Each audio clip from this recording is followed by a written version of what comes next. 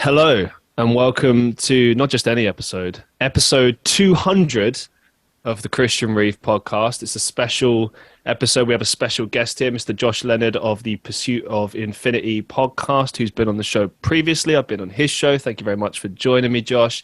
And today we're going to be exploring life after death and the afterlife.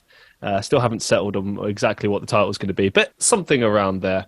This is going to be a bit of a weird episode. I guess we're kind of going to talk about this in depth and kind of go from topic to topic like we normally would, but I don't know. I guess it's just going to kind of be a back and forth, and we'll see where we end up. And it kind of reminds me, like, when I was on your show, you were on mine, we ended up talking about a bunch of stuff that I just didn't have written down, and I was just like, this is awesome, but I just didn't have it planned. But I don't know. I feel like those are the best conversations generally. But yeah, let's dive into firstly what the meaning of life after death is, like at the heart of it. Because obviously, at its core, we're talking about the concept of there being life after death. So when we die in this realm, is there something else? And I guess what we're really talking about is the spirit. You know, obviously we know the body dies. That's just life. That's just what happens. We're born, we live, we die. But do we continue? Does our spirit live on? And there's a lot of arguments for and against this, which I find pretty interesting. A lot of the research that I did tended to tap into religion and philosophy and stuff. And I'll just kind of run down a few of the religious beliefs for a second. So in Christianity, it's believed that when we die, our spirit and body separate. And even though our body dies, our spirit, or the essence of who we are, lives on. And this is pretty consistent across many different belief systems in the world, this idea. You know, it isn't always necessarily called the spirit. Sometimes people kind of refer to it more as like a sense of energy or something bigger than ourselves. They also believe we enter a spirit world, which there is like a kind of like a waiting period until we received, as they put it, the gift of resurrection. I got this from a religious website, so this is some of this terminology. No disrespect, when our spirits will reunite with our bodies. Now, this is interesting, this line here, this idea of reuniting with our bodies, because as I mentioned at the beginning, our bodies die, we die. But right here, it's kind of saying at some point we may reconnect with our body, which I don't know how that would be possible unless you literally mean like rebirth of the body, like reconstruction of the body. And if I remember correctly, the idea of Judgment Day is exactly that, this idea that you're risen from the grave and remade and judged, which sounds terrifying. It just says here, our future resurrected body cannot die and will be perfect, free from pain, sickness, and imperfections. Ugh. What do you make of that, Josh? I know I've just dumped a lot of heavy stuff on you there, but I'm kind of intrigued to see your initial thoughts on that. Well, first of all, thank you so much for having me for your 200th episode, man. Congratulations. It's quite a feat. Woo! Yeah, no, man, it's mad. I knew I needed to do something special. It's great to have you here because I feel very comfortable with you. And it's one of the things I kind of learned over the course of doing the show is that you have lots of different guests. And I know you're approaching 50 now, aren't you? You're very close to 50. Mm-hmm. It's like 44, 47, something like that. As you'll know, the more you do it, the more you kind of realize certain people you click with, certain people you don't click with, and certain people are kind of somewhere in the middle. And that's absolutely fine. It's human nature, isn't it? It's like when we meet people in real life, we click or we don't click. But in the context of a podcast and doing a whole show, I mean, it's difficult sometimes. I feel like every time it's a gamble, but it's an exciting gamble because you never know where you're going to end up. And I honestly, 3 years, I didn't realize that I'd still be doing this show. I set myself a goal of doing this for 10 years. So I've got to at least do this till 2030. So we'll see where we're at when we get to 5 years and see if I'm still doing it. But yeah, no, the pleasure's mine, man. Thank you so much for agreeing to do the show. Of course, of course. And, you know, when you were talking about remerging with your body. I think what they're referring to is like a quote unquote astral body. Because note, Ah, like they said, there's ah. perfection, there's no pain there, and I mean, part of being in a biological form is experiencing pain and experiencing external stimuli that cause you to act on the environment in order to survive. So, to me, I kind of interpreted that as like an astral body, a heavenly body. Yeah, no, I think you're right. I probably just sort of completely misinterpreted that. Because I like to be very critical of religion, but I also like to see the positives in it too, especially when we're talking about things like this. Because really, science kind of stops at this point. You know, it can give you indications of things continuing on. Like in the studies that I've done, I know that at a basic level, we know that when you die, there is a little bit of energy that still surrounds your body for a time and then it sort of disappears. But energy doesn't die, as I understand. It's just you, the body, what you were dies. And this is obviously where religion comes in or spiritual beliefs come in, and you can kind of, I mean, I mean, that's kind of what I was thinking with this show as well. It's like, we're not going to come to any conclusions. We're not going to solve anything. We're just going to talk and probably come up with more questions than answers. But I don't know. I kind of feel like that's what life is about, really. Like especially on our different respective shows, it's like constantly chasing the answers, never getting them, but just I don't know, obsessing over them still because it's just fascinating, really, isn't it? Um, Speaking of fascinating, I was quite interested to see what other religions are saying. So in Islam, the afterlife is known as, I'm probably going to butcher this, akhira, the akhira.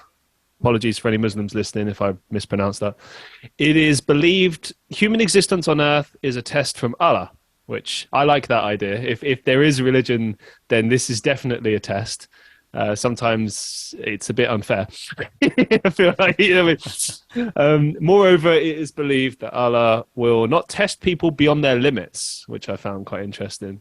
Which kind of implies that we're all on different levels, maybe, I suppose, like different, we're given different amounts of strength. And I've spoken about this to people in the past, and there's been lots of like disagreements over this. Like, you know, some people argue we're all the same, we're all capable of the same exact things. And I tend to be in that camp, but at the same time, you know, if you speak to like physical limitations, for example, like there are some things if you're physically limited that you just won't ever be able to do because you just can't. Do you know what I mean? Unless science would get to a point where it could progress things significantly further, there is just some things we have to accept sometimes, which sucks.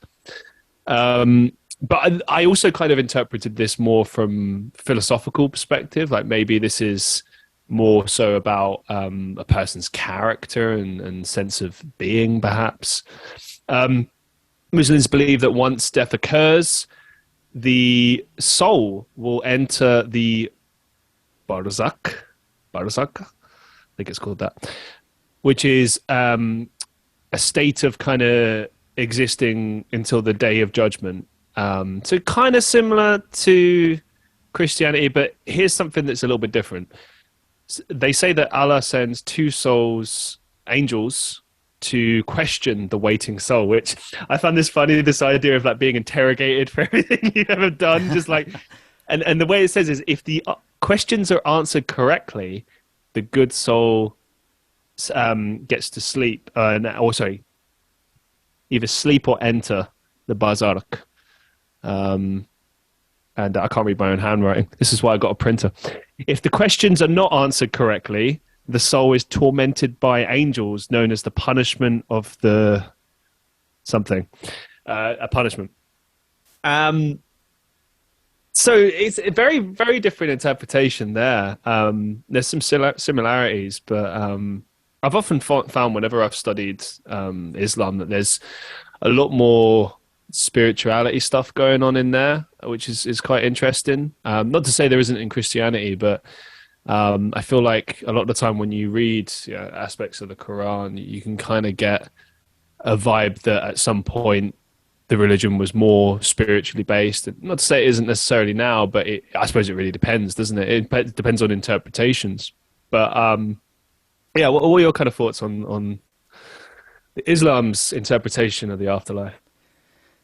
First of all, I think it's intriguing that so many of these like life after death and like spiritual philosophies all include like a life review or a judgment aspect to them, whether you talk about Christianity or Islam.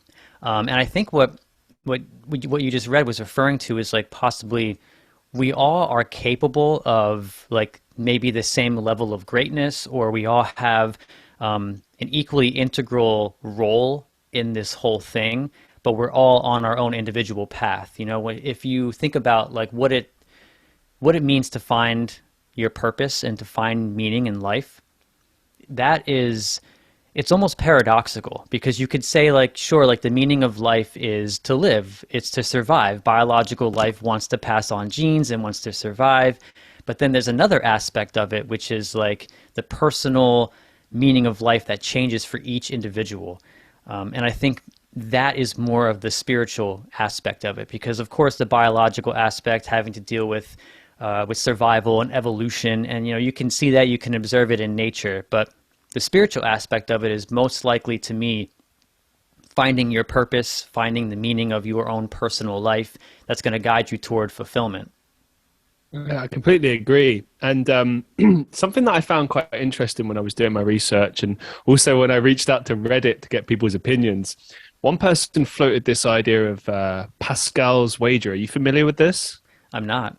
So this is interesting. This is based in religion. So give you a bit of context. Obviously, there's many people that argue, you know, you should live your life according to religion, and what you were saying there, like, you know, you're constantly having to review your own life, and some people will criticize you for the way you live it. Other people will tell you that you're living it the right way, you know, etc. Like, we're constantly judging each other. And that was where I kind of found this idea of Pascal's wager very interesting, because, and in the words of Britannica, this is where I got the source, it says it's a practical argument for belief in God, formulated by French mathematician and philosopher Blaise Pascal. I think that's how you say his name. Blaise Pascal, Blaise Pascal. So he proposed this in the 1600s, and he applied elements of game theory to show that belief in the Christian religion is rational. He argued that people can choose to believe in God or can choose to not believe in God, and that God either exists or he does not.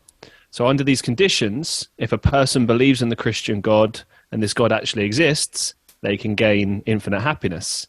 If the person does not believe in the Christian God and God exists, they receive infinite suffering. Like, boom, oh my God. On the other hand, if a person believes in the Christian God and God does not exist, then they receive some finite disadvantages from a life of Christian living. I love the way that this is worded. This is brilliant. Like, I just imagine like some mild annoyances, you know. And equally, if a person does not believe in this God and God does not exist, then they receive some finite pleasure from a life unhindered by Christian morality. The exact words of Britannica here. As Pascal states, let us weigh the gain and the loss in wagering that God is.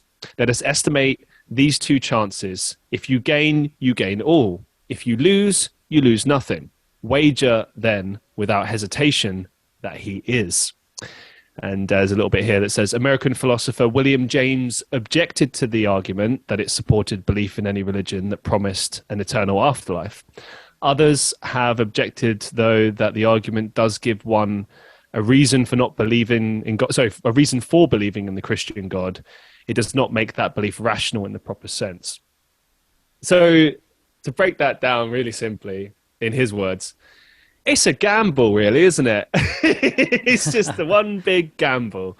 I like to believe if there was because I personally, I sit on the kind of agnostic, atheist / spiritual. Like, I believe in the universe, in energy, in people. I'm a big believer, obviously, in science and where that can take us and stuff. But I do kind of believe in things like spiritualism and tarot and stuff. And I'm not putting all my eggs in one basket and saying it's definite. I keep my mind open to everything, all religions, all belief systems. I like to kind of pick and choose and take what feels right for me. But one thing I've always kind of taken an exception to is this idea that, you have to blindly follow a particular set of belief systems or rules, just in case. Because I think that kind of implies this idea of living in fear, like, oh, well, what if this happens? What if? Like, and it always makes me think of this line in the TV adaptation of Stephen King's The Stand, which was, for those who don't know, it's a bit before everyone's time here. You may be familiar with it, Josh. So The Stand is one of Stephen King's best books, arguably. It's a really, really big book about basically the world kind of going to shit after a virus. And when COVID was happening, everyone was drawing a lot of comparisons there. Basically, everyone dies of the flu, except for some choice people who are designated in good camp and bad camp. I implore you to go check it out. I won't ruin the story, but there is kind of a good meets evil kind of trade-off and some interesting story there. But anyway, in the good camp, there is a woman, an elderly woman, who essentially is marked as like a messenger from God. Like, she communicates God's will. And there's a guy in the camp who doesn't believe in God. And ironically, he is probably the best out of all of them, like the most purest, goodest person, but he doesn't believe in God. And there's this scene in the TV adaptation. It's like TV movie type deal. So it's like a mini part series, as I understand. Really, go check it out. It's brilliant. Like, if nothing else, late 80s, early 90s nostalgia. Oh, and Rob Lowe's in it. And Sally, what's her name? The one who was in Pretty in Pink. Anyway, this guy, he's a deaf mute. Like, he can't speak and he's deaf. So he has to write everything on a piece of paper. And he passes a note to this guy next to him, and the guy says, "Oh, well, this man says he doesn't believe in God." And the woman starts laughing at him, and he's a bit like taken back by this. He's like, "Well, what's going on?" And then she says, "It doesn't matter. God believes in you." And I don't know, just something about that hit me, like, and I'm not a religious person, but like, I kind of think if there is a God, I don't think God would care if you believed in him, her, it, or not. I think it's more about living a good life and understanding like what it means to be a good person. And even that, to be honest, you could argue is flawed, because we decide, like, that's the thing about human beings. We just make rules for each other. Do you know what I mean? Like, from everything, like the way we should dress, the way we should talk, the way we should act in society, the way we should be with each other. Everything is just rules that we've set for each other. And so when you're looking at bringing it back to our conversation today, the idea of, have you lived your life well enough to, let's say, grant yourself a ticket to heaven, or are you going to hell, purgatory? Are you going to these places? It's kind of a fascinating argument, because it's like, who really gets to judge that? None of us gets to judge that. And when you do ask that, people will say, "Oh, well, God." Like, you have to believe in God and trust in God and just blindly do what God tells you, and everything will work out. And it's like, but what if it doesn't? Because that's what Pascal's wager kind of infers. And although Pascal was trying to more imply that it's better to just believe in God to be on the safe side, it does also say that, you could potentially miss out on certain things in life. You could, I don't know. I think religion at its best kind of gives people a good sense of moral rules to follow.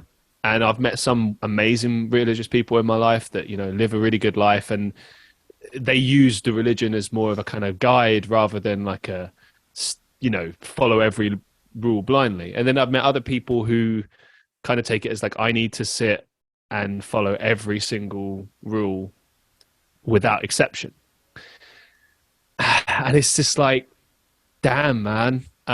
What if you're wrong, though? What if you do something that could cause a problem for you later down the line? But then again, and this is where we're going to go in circles, and I'll try to just wrap this up now. Like, I guess it really just comes down to, you have to make a decision for yourself that feels right for you.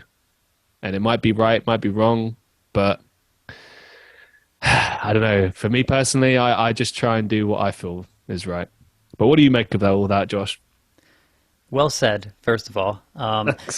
And the way I interpret what Pascal said is instead of like a gamble based in fear and saying like might as well believe in God because like if he does exist, then like you won't be, damned to the lake of fire.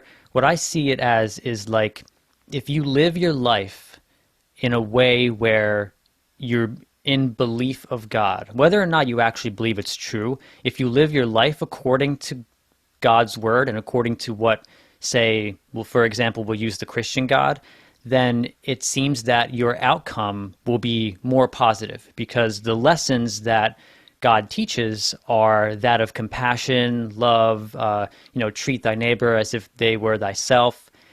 So this is a Jordan Peterson thing too. If you ever listen to him, he talks a lot about this when he's interpreting the Bible. And he says that if you follow your life and you use the word of God and you actually act as if God exists, then you will have a better outcome, more positive relationships, and just an overall more positive outlook on life. But when I look at death, I look at it in kind of two different ways, especially when you talk about life after death. So the physicalist, scientific materialist paradigm essentially says that the brain generates consciousness, and when the brain dies, the consciousness goes with it because you can't have consciousness without synapses and neurons in the brain communicating with one another and doing their thing, as if consciousness is sort of an emergent aspect that comes from the brain. But there's another school of thought, which is it's sort of it's panpsychist like, and what it says is essentially that the brain is like a radio that tunes into the broadcast of consciousness, and that we are surrounded by consciousness at all times.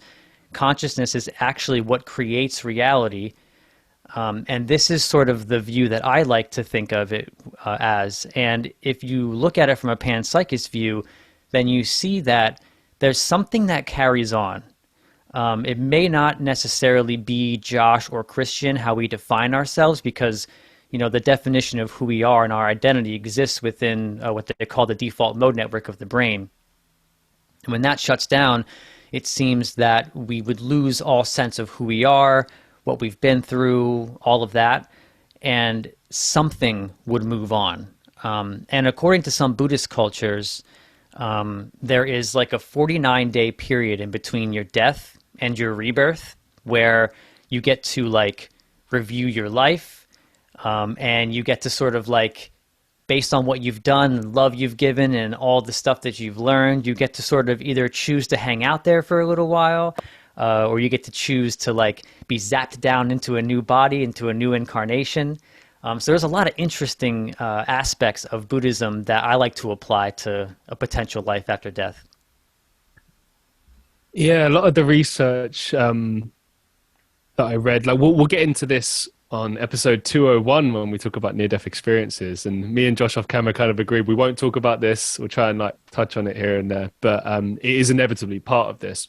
But one thing you do hear people talk about is like life reveal and going through everything that you've kind of gone through in your life and making understanding of that. And I guess right in that moment, you'll decide if it was a life worth living, like if it was well lived. And I've heard so much over the years. I've heard people say, especially when I lived in Europe, this idea that like every single lifetime that we live, we're trying to learn individual lessons for our souls, for our consciousness. Like there was this idea expressed to me that every lifetime that you live is just set challenges that you've set for yourself, and everything is agreed. Like you choose it beforehand. This idea that you, for example, choose who your parents are, you choose the scenario. It's almost like you're sitting and agreeing like, okay, this is the game we're going to play. These are the parameters. This is what I'm going to go through. And my challenge is to learn this. Let's see if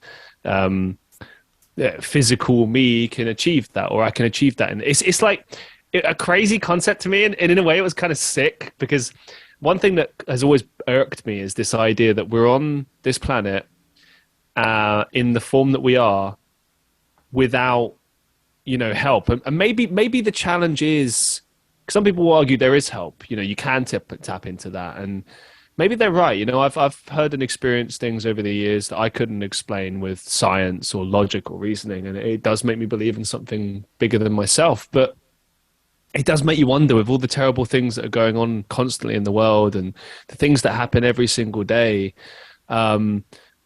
Where is the sense of morality in that? Like when you kind of experience something horrid and awful that changes you, one could argue, oh, these are tests, these are things to make you stronger. But what about when people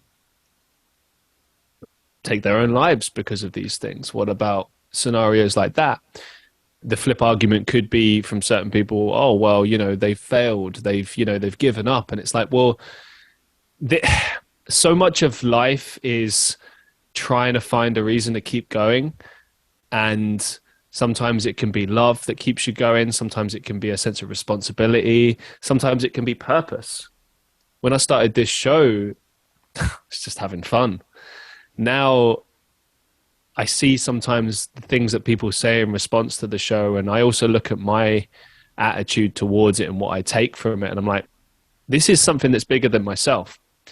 And that's why I like to keep doing this and keep going, because it's bigger than myself. And I think that really is the focus and the sense of the thing that we should be searching for in life, something bigger than ourselves, building things that are bigger than ourselves. And to tap into something that you said earlier about consciousness and everything, like I remember one time, I think it was my dad who introduced me to this idea. He said, we are collective consciousness expressed in an individualized manner. This idea that we're all actually connected, and that, you know, this experience we're having, even though we are technically disconnected, we are always connected.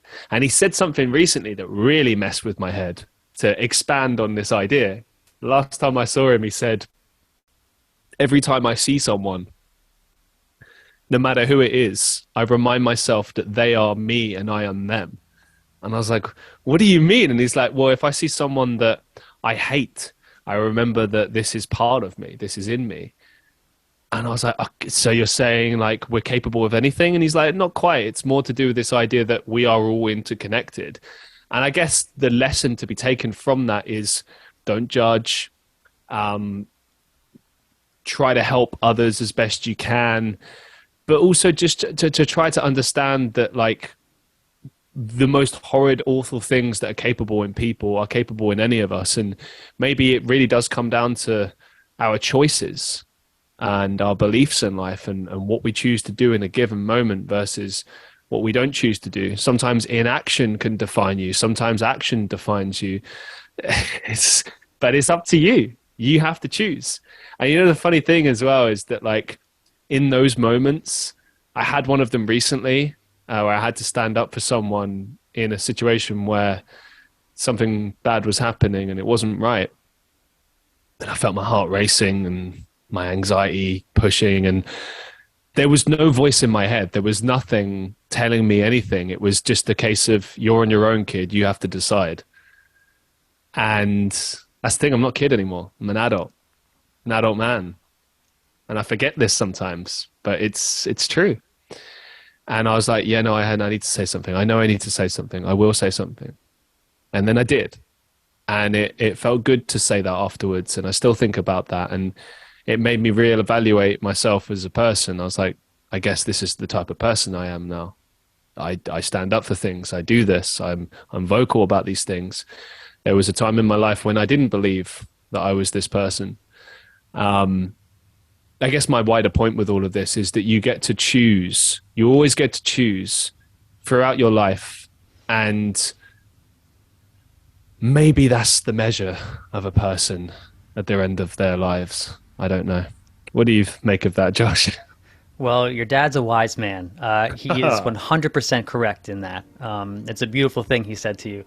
So the way I like to look at it is like when we start to establish ourselves as individuals and as a personality, we're separating ourselves from like the all, from consciousness, from what binds us and what creates our unity, which is what your dad was talking about, how when you look at someone, you can sense that they are me and I am them. but we go into what Ram Dass called somebody training. We're born, our parents give us a name, they say, this is you.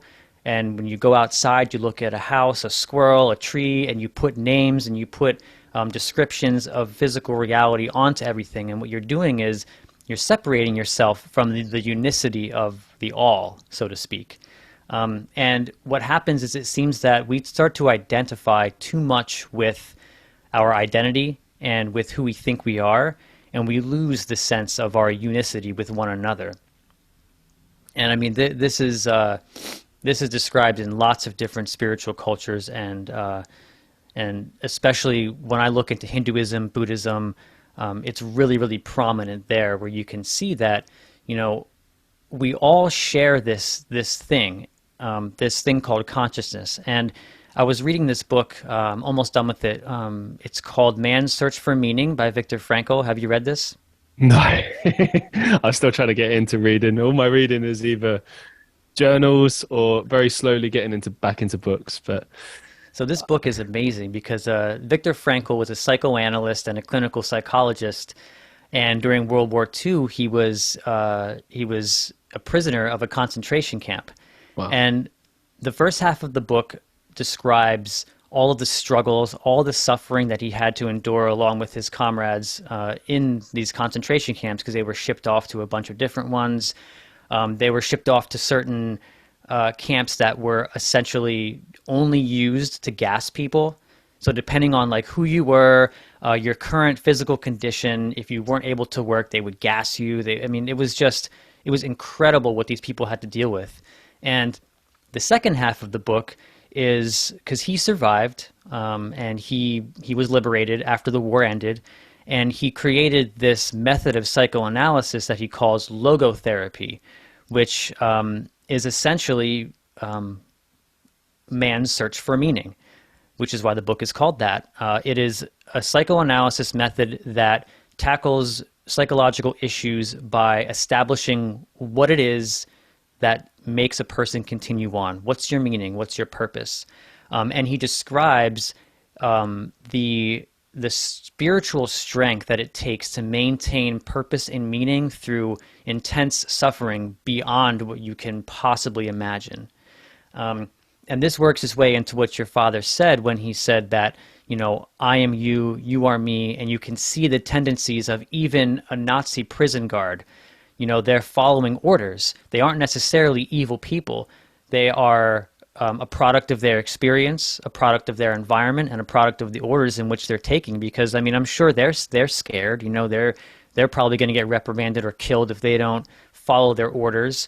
And you can see that each person, you, me, we all have the tendency to have these types of little personality traits exploited. There's a little bit of everybody in us, and a little bit of us in everybody else. And I think it's really important to appreciate that and sense that, because it allows you to live a life of compassion, of understanding, and of non-judgment of people who are doing things that you necessarily don't agree with. Because in a country like we live in, right now, the camera that I'm using is my cell phone, and I use my phone all the time. And there are very, very precious minerals that go into the batteries of these phones. And the way that they get these minerals is basically slave labor in other countries, where they're just, they have pickaxes, and there's thousands of people in these quarries just using pickaxes to pick these minerals out. Women, children, and not to mention that when you're doing this, you're ingesting and breathing in all these fumes, and people are getting cancer and birth mutations. So you can look at you and I using microphones and using these batteries in our phones and our laptops as evil. It just depends on the perspective in which you look at it. I know what you mean. I think that you always have to look at purpose and intention. I think these are really, really important things that we need to focus on when we look at arguments like that. Because, I try to do my bit here and there, I try as much as I can to just buy from like vintage clothes stores, reuse, try not to buy anything that I know comes from like a bad source. But sometimes your hands are tied. Sometimes it's like, you're like, here in the UK, we're in a cost of living crisis right now.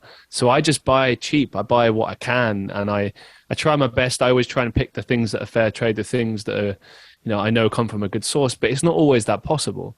Um, I feel like it might be possible for us one day to get the type of, equipment where we know it comes from a completely sustainable source. But again, that requires money.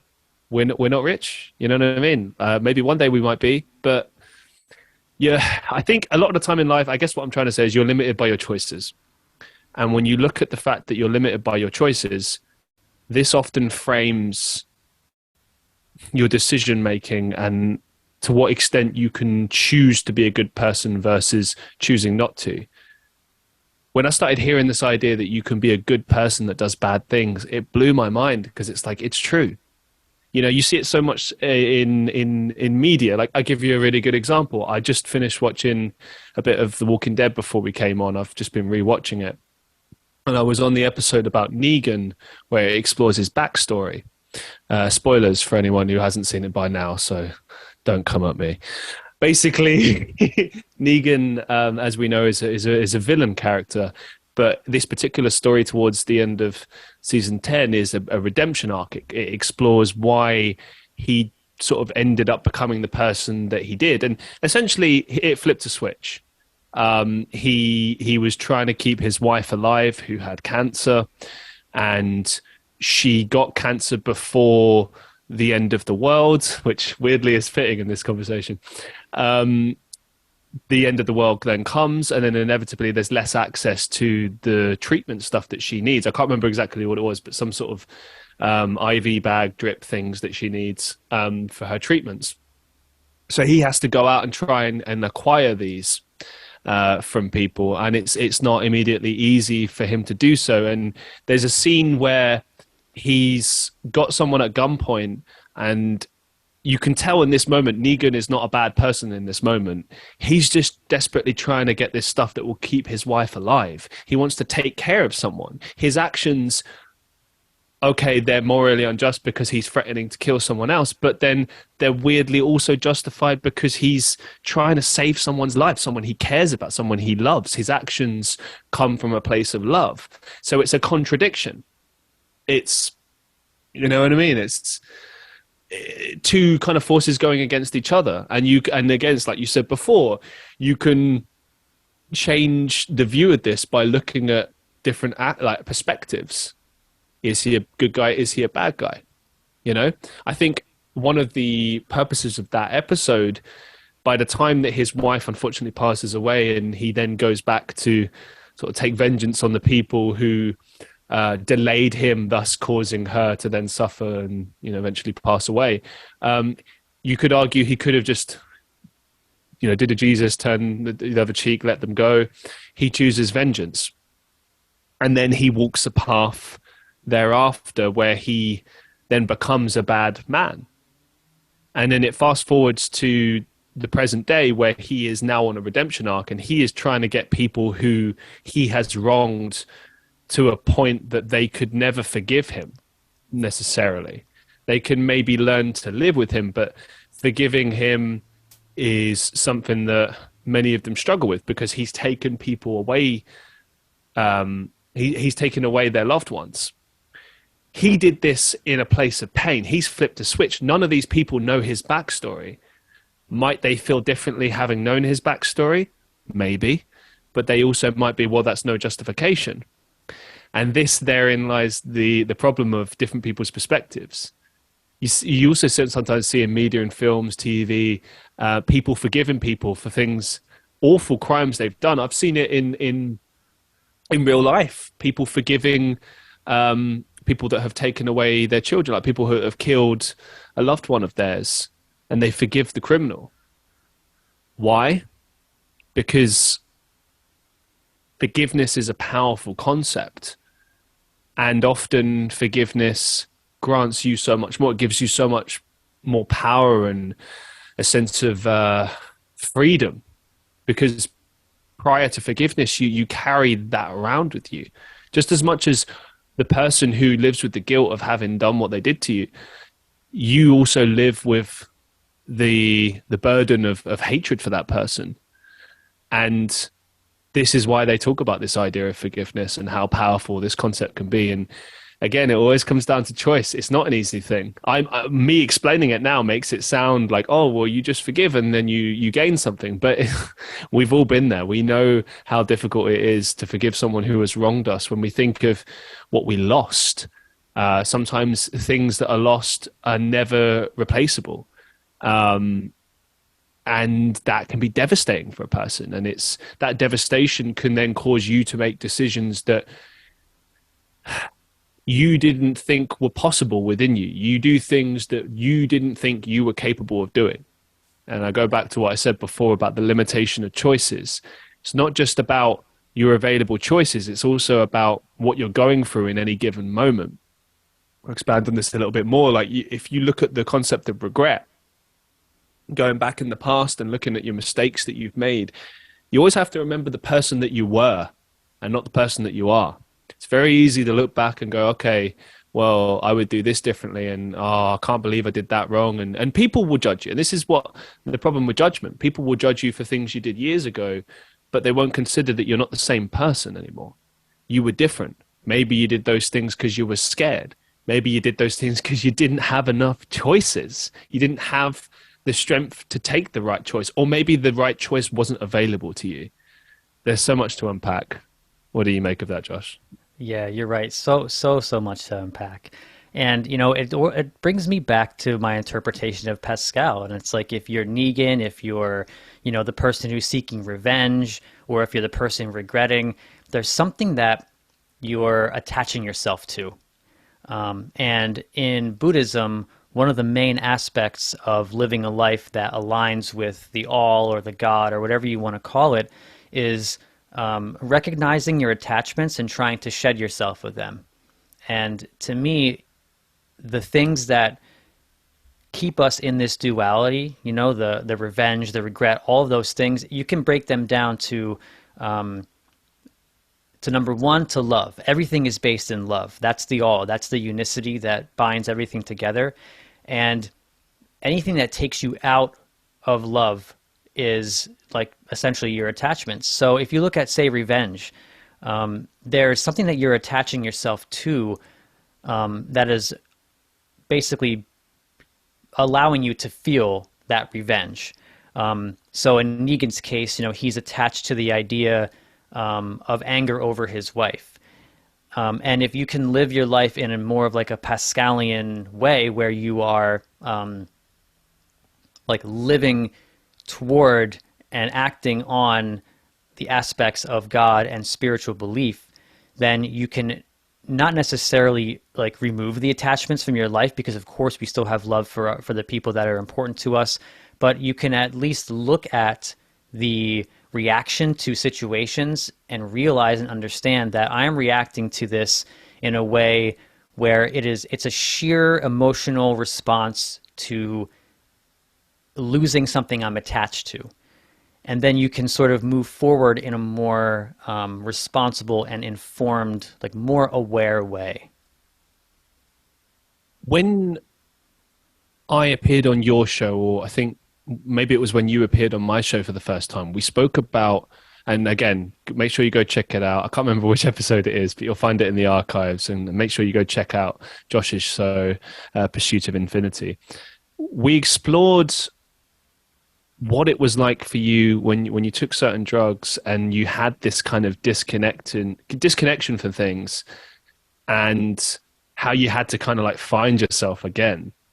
And I want to kind of speak to that a little bit here, this idea of attachment and what you felt and how, because you are still operating as Josh, but you now have this kind of belief and understanding of things that goes above who and what you are, but you're still operating in this sphere. And I like to think of it, and I think I might have said this to you as well at the time, is that we have like two sort of lives. We have the life that's bigger than us, the real life, and then we have this life of this person, this thing that we've created, like Christian, Josh. These things are not really real. They are real because we make them, and me and you are both sitting here right now, but at the same time, all of this is fiction. None of it really means anything.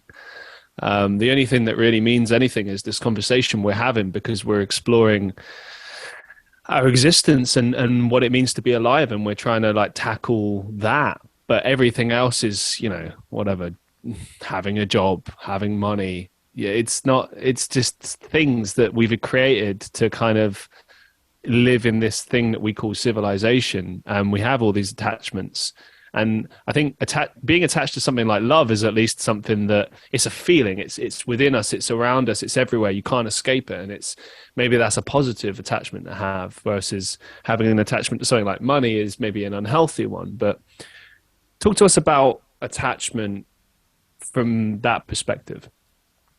So the way I look at it is all attachment, everything that we do and everything that we are, is a manifestation of love. The difference between love and what I'm talking about as like God or something is there's love and there's unconditional love. Unconditional love is the thing that I think unifies all and unifies everyone. And you can look at like even romantic love is conditional. Most things that we define as love in our external reality, they are conditional. And what taking psychedelics has taught me is it helped me to feel and to merge with what unconditional love is. And it made me realize that, you know, my higher self with the capital S is unconditional love. It just exists within this ocean of unconditional love. And what my consciousness is right now while I'm here and alive, it's a little drop of water. And going back to what happens after death, it's like when we die, that little drop of water that's our consciousness gets poured back into the ocean, and then we become one with all of unconditional love and with all of consciousness. And in terms of like the attachments in my life, psychedelics helped me to realize that, like I was saying earlier, if we're identifying with our separateness and we're identifying with the somebody training that we got when we were a kid all the way up until now, you know, we're identifying with our attachments and we're identifying with our emotional responses to our environment. But when you do a psychedelic or when you have a spiritual experience where you're merging with this unconditional love, it's like nothing else in the universe. And you realize that we all are from the same place. We all come from this thing.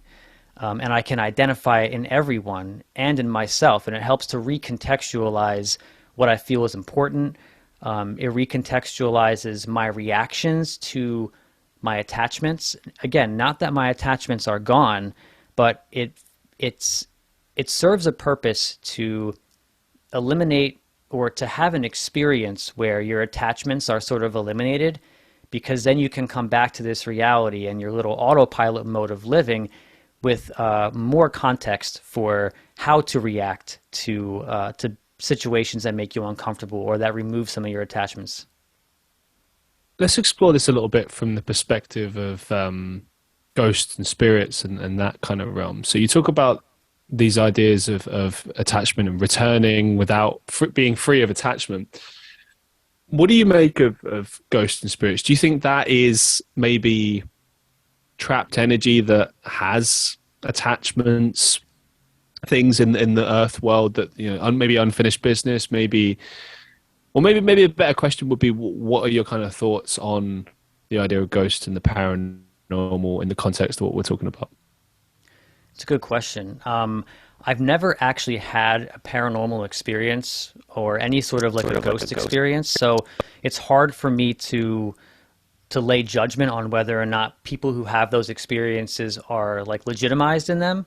But the way I like to look at it, and this is something that I've also learned from certain psychedelics, mushrooms and DMT, is that I feel like all of these dimensions, these realms of reality, it feels like they all exist simultaneously outside of time, right in front of us at all times.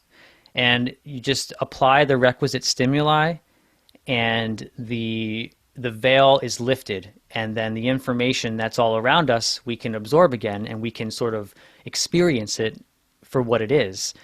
Because our brains, Aldous Huxley referred to them as like reducing valves.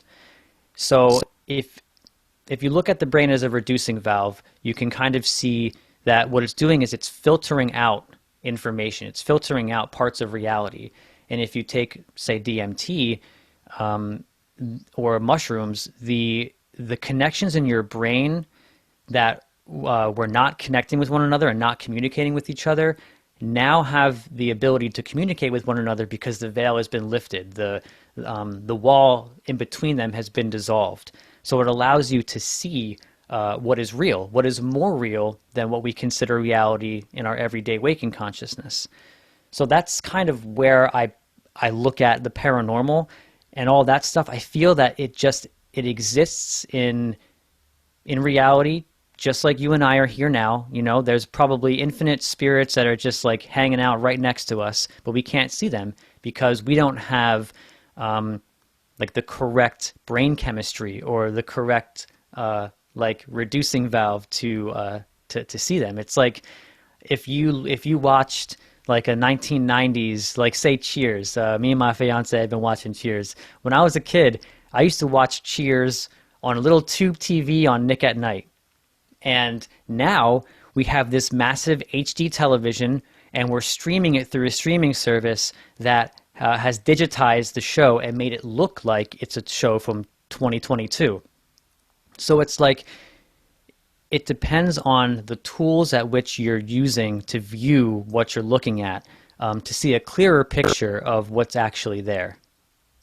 That's a brilliant way of putting it, actually. Yeah, I've heard about this idea that, you know, maybe get ghosts and the paranormal isn't so much like even spirits, but more just kind of existing in a different dimension, completely different to what we are, which also kind of implies the idea that you don't almost die, or the spirit doesn't die, it just transfers to something else, and which is kind of like a fascinating concept to think about, isn't it? That you just die but that you don't die.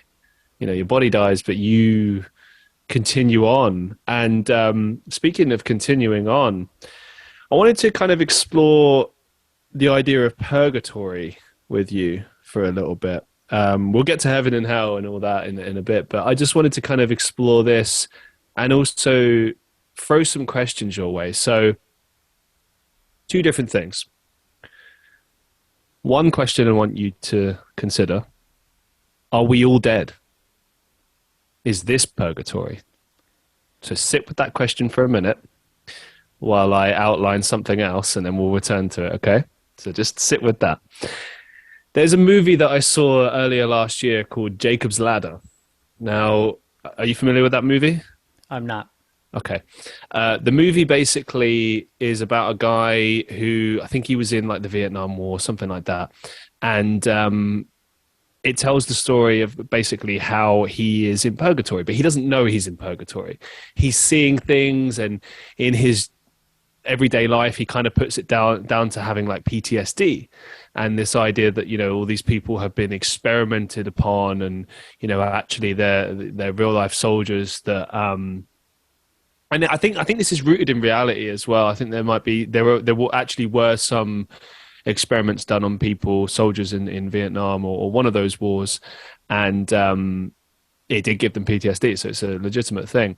But in this particular story, and I'm going to ruin the ending for you, we find out that our protagonist basically is experiencing something akin to a life review, but this is an extension. Like, his life in purgatory feels real. So in his mind, he's returned from the war and he lives a very basic kind of life, and he has, you know, a girlfriend or whatever. He's estranged from his son who'd passed away, and his ex-wife, and all these different things. And it's not a great life, and it's quite a sorrowful life, but there is happiness in it. But it's kind of all over the place, and it's like jumbled up, and occasionally he sees, which now in context would kind of explain a lot, he sees like monsters almost, and in the movie you're kind of led to think, oh, this is just a product of the PTSD, he's just freaking out, maybe it's drugs. Actually, some people argue maybe it's like angels or demons trying to kind of shake him into reality, make him realize, like, hey, you know, you're in purgatory, you need to get out of this, you need to wake up, you need to consider that, you know, you need to move on. In the end, our character does realize, and he does move on, and he moves on with his son who's passed away. But the whole thing kind of left me just sitting there thinking, like, wow, like, okay, maybe this is an area that we can go to after we die. Maybe that's what's waiting for us, is this kind of realm. And like a lot of it comes down to whether we accept it or we deny it. But you often, when you hear about purgatory, you hear about this idea that people get stuck in purgatory, sometimes forever.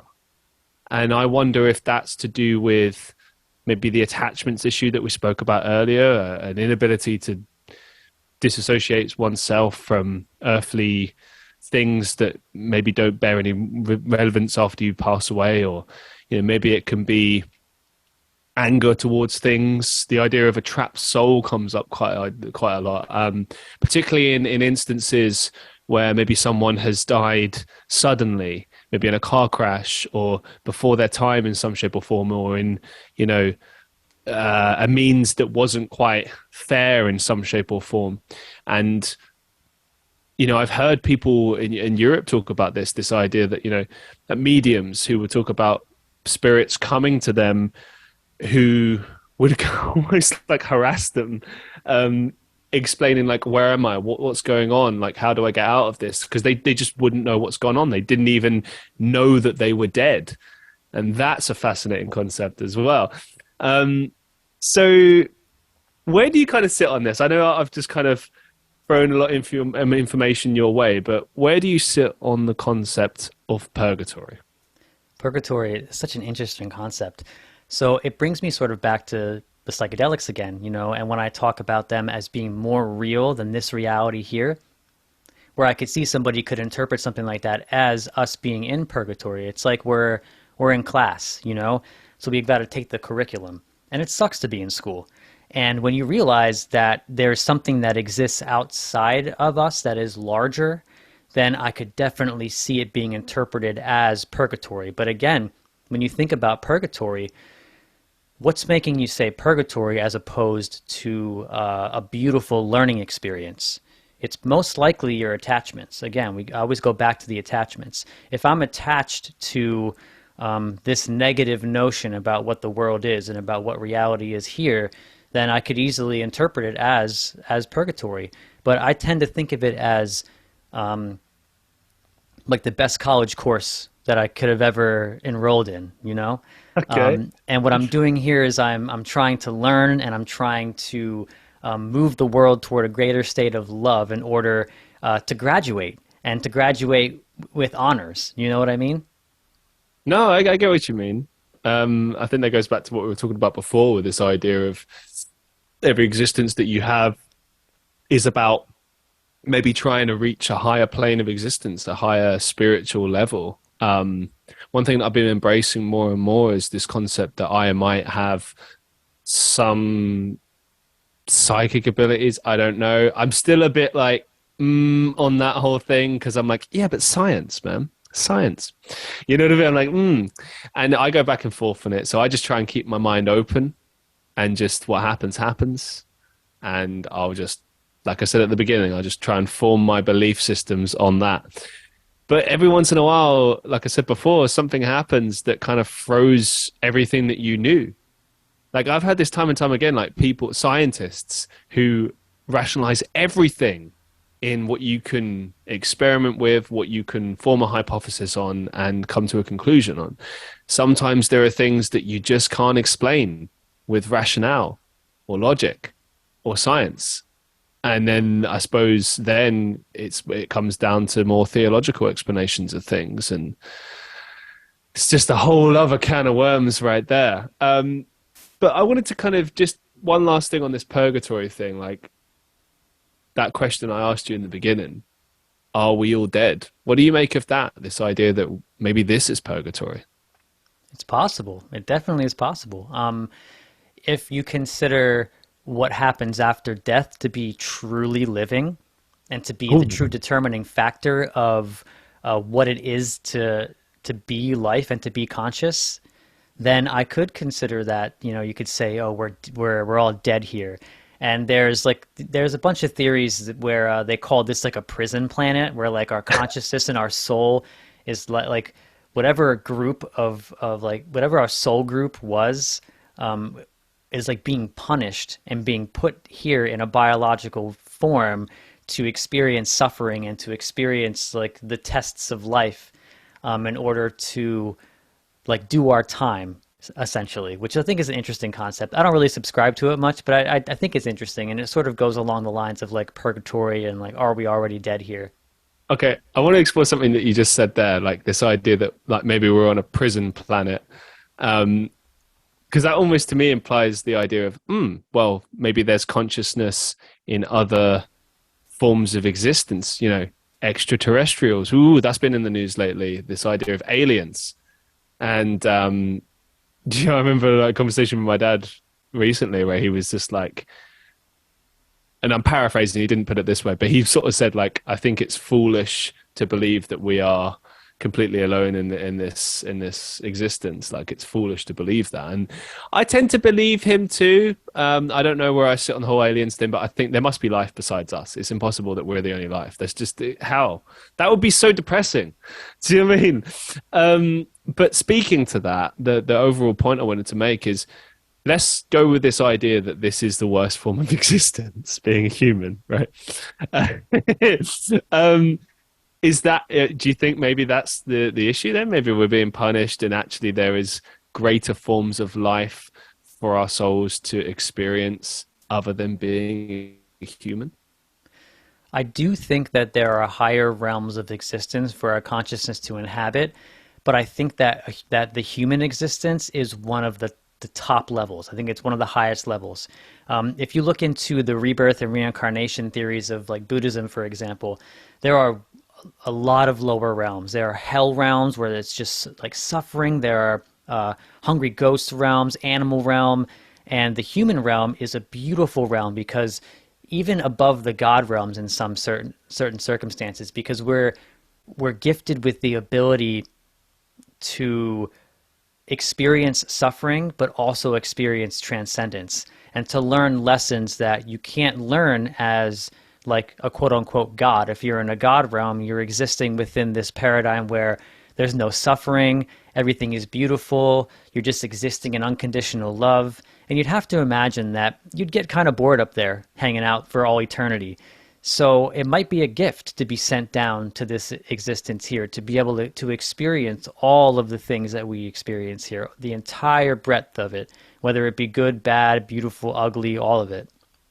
Since we're kind of touching on reincarnation right now, what do you make of becoming an animal? Do you think that is a higher form of consciousness, a lower form? Do you think they have it easier? Like, I mean, there's so many questions I could ask you, for example, connected to that. Do you think dogs and cats and lions and elephants think the same way we do, or are they on a lower level? What do you make of all of that? I think it's a little bit of both. I do think they're on a lower level because ultimately, like, our ceiling of consciousness and our ceiling of potential seems to be way higher. But that being said, I think there's a certain wisdom that being as conscious as we are, we lose track of. And I think that is it's like unconditional love. You can see it in, say, a dog. You can see it in all animals. They have this like oblivious, unconditional, wise form of love.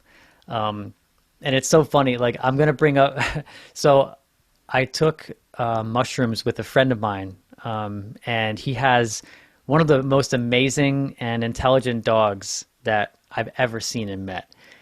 And when we had this experience with his dog with us, it's like I felt the level of love and wisdom that this dog had that was very different from mine. It was on a very different frequency, but it was something that felt like it was on a higher level than what I'm able to experience because I'm identifying with myself and my preferences and who I think I am as a human. And this dog just exemplified unconditional love and wisdom, and it almost felt like I was saying, like, hey, like, you've made it, like, welcome, I've been here all along, you know. And it's like I connected with this dog in a way that I never thought possible. And, you know, also like with my cat and my dog as well, when under the influence of psychedelics, you get this different interpretation of what is possible in all forms of life. And, you talk about science and how, you look at certain things and you're like, oh, well, science can't explain this. Like, so how can it be real? But science is only a set of rules and a set of observations that have been peer reviewed that are based in measurable stimuli that exists within our frame of reference, or what we can interpret with our senses. So if you look at, like, say, a bat, for instance, their idea of life and their senses and how they experience the world is so much different. So if a bat could, participate in science, its version of science would be way, way different than what we consider our version of science. So I do believe that, like, mathematics and science are like the language of the universe, like they're like the language of our physical reality and of nature, but they don't cover the transcendent. And there are things that exist in this reality that science just can't really touch, just because of the limitations that it puts on itself, of observation, of peer review, because there is a value in anecdotal evidence for things and an experience, because all of life is a matter of experience. If you look at time too, I'm sure you've had experiences where, time has gone by so quick. We're doing a podcast and it's been an hour and it feels like it's 15 minutes, and, try putting your hand on a stove for 5 minutes. That's going to be the longest 5 minutes of your life. So if you look at objective experience, time is not this linear thing that can be measured. I think it's more important, or it's just as important, to look at time as an experience and what it feels like to have time go by. Okay, I'm going to mess with your head now. Speaking to that idea that time is not linear, and I tend to believe in this idea that time... Okay, here's an idea. Imagine the past, the present, and the future are all happening simultaneously. Okay? Or rather, a better way of putting it is they all exist in the same realm. So instead of happening, they just all exist. That also throws the idea that you could be both alive and dead simultaneously. Which then begs the question, if that's true, that would then mean that you were able to tap into far more than you can possibly conceive, and be able to almost like plot your destiny, because you know what's to come, because you already are dead but alive simultaneously.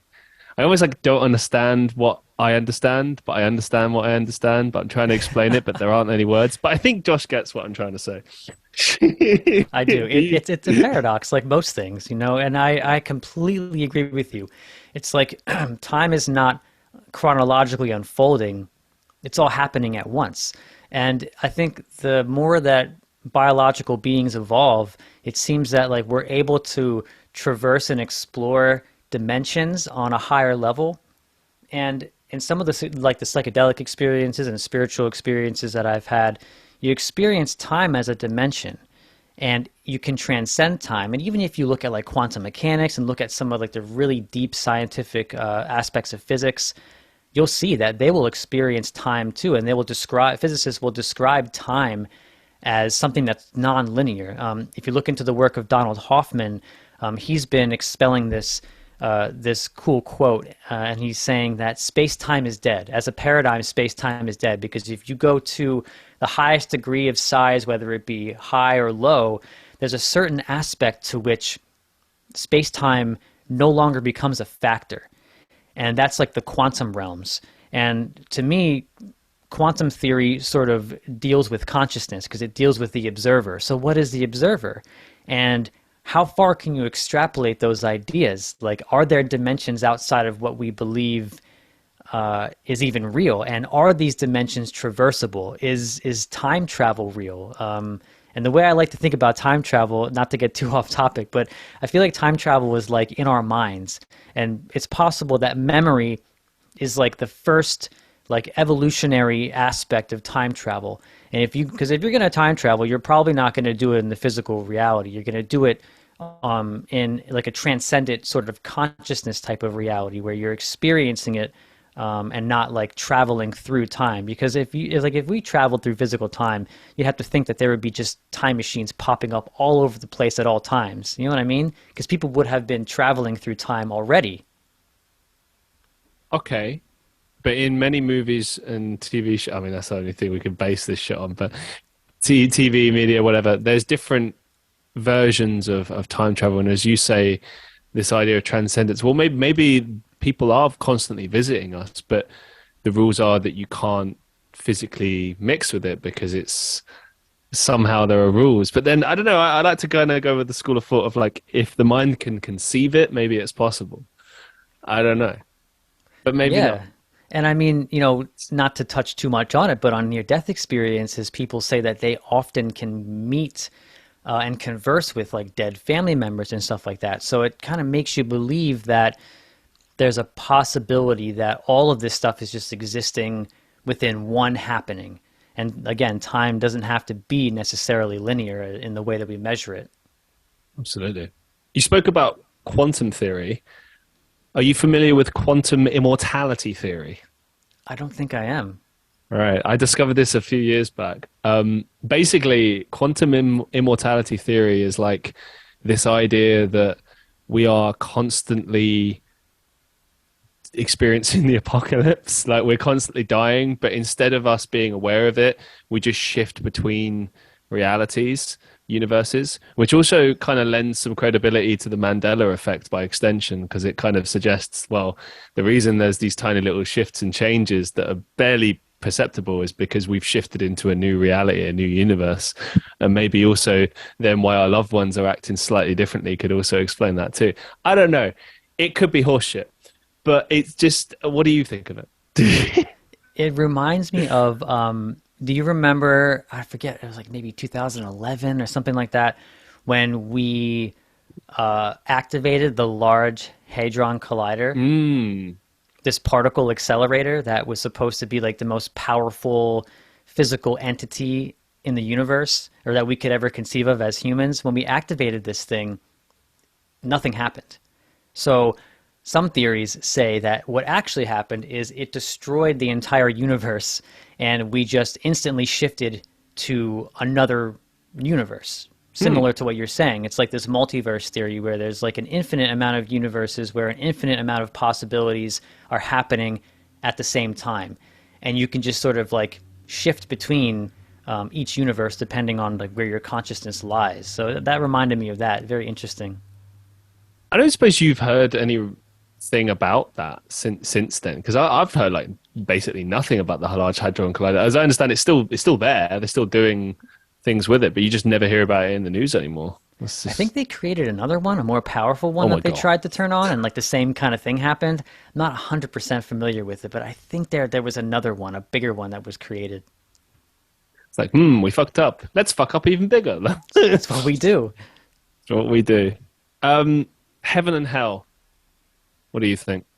Heaven and hell. Interesting. The way that they're represented in, say, Christianity as like a place you go, I don't subscribe to that. Right. What I like to think of heaven and hell is they're existent within the same like transcendent realm. There was a passage in the Bible that God essentially says, I am creator of all, both heaven and hell. And I believe that they're one and the same. Not necessarily like if I do something good, I'm going to go to the good place. And if I do something bad, I'm going to go down to the bad place and I'm going to burn and, suffer for all eternity. I feel that we all go to the same place when we die. And it's more akin to the description of heaven than it is to the description of hell. That's not to say that there are no like hell realms and there's no place that you can go to that sort of symbolizes hell, but it just feels to me like we're all going to the same place, and it is more akin to the description of heaven. Okay, let's explore that a little bit. So let's suppose you're right and that we'll go to the same realm. That almost kind of implies that there is no punishment then for being sinful in this existence, being, doing wrong against others, hurting people. Like there's just no punishment, so it doesn't matter.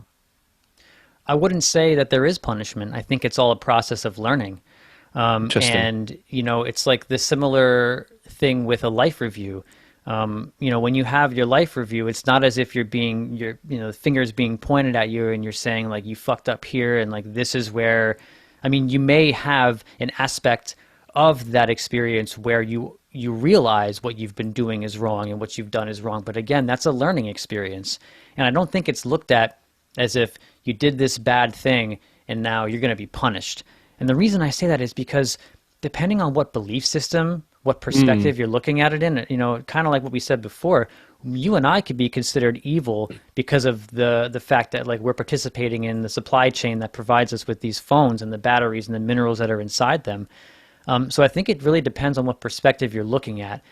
And if you're judging things based in like an attachment to good or what you consider good, then you're looking at other people as bad and they're the ones who are going to go to hell.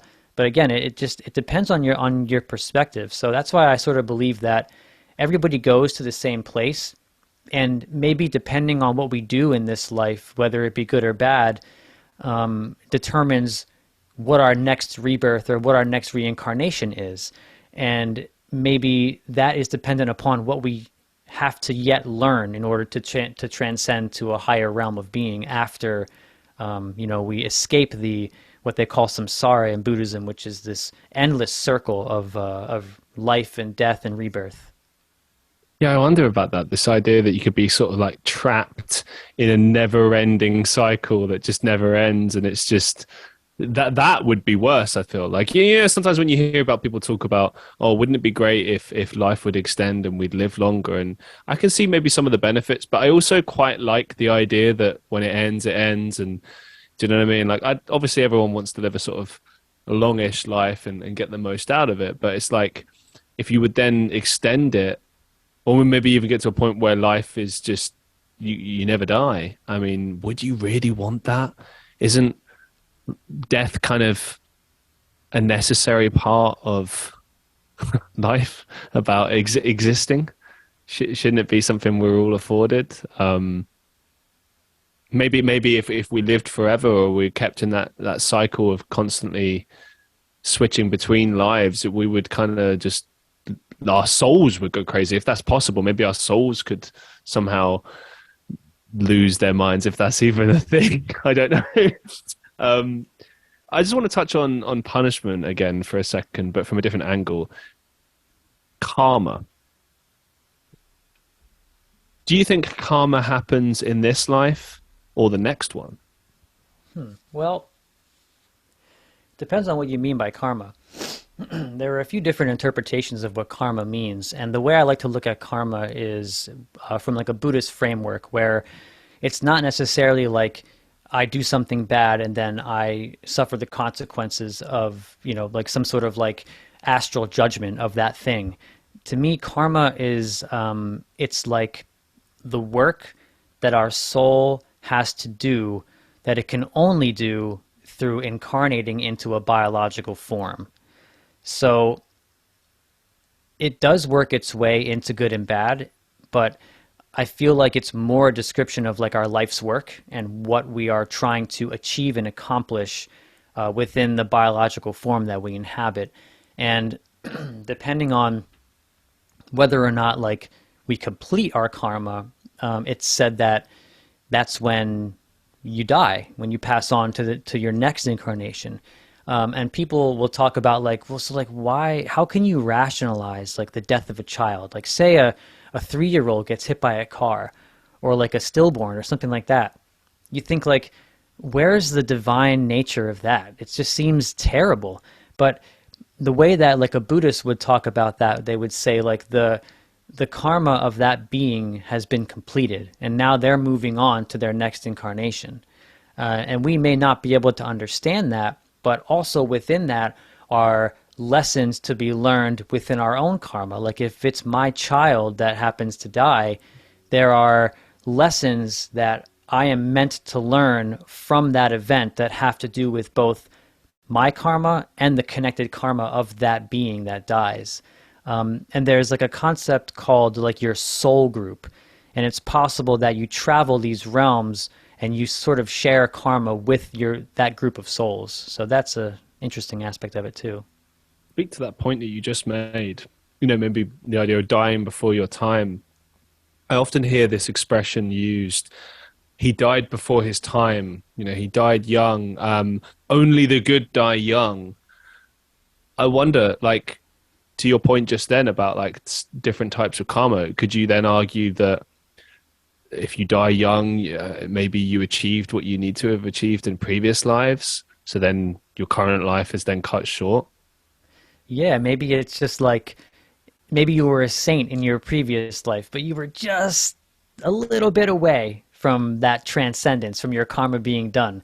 So then you're born into your next incarnation, and like, 2 years later, it's all complete. So time for you to go back again. That's the rationale that I think some people say too.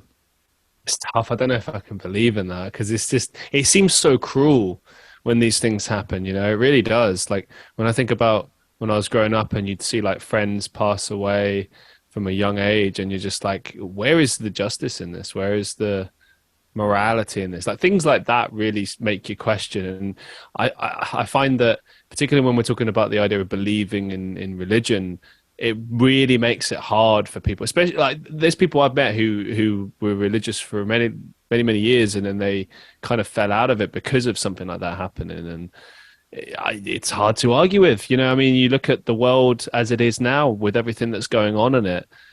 There's always been horrible things going on in the world, but it's like sometimes hard to believe in the concept of there being something more than what we are, because it's like, why would they allow this to happen? And I know right there'd be an argument, oh well, free will and that, and I get that, but I don't know, man.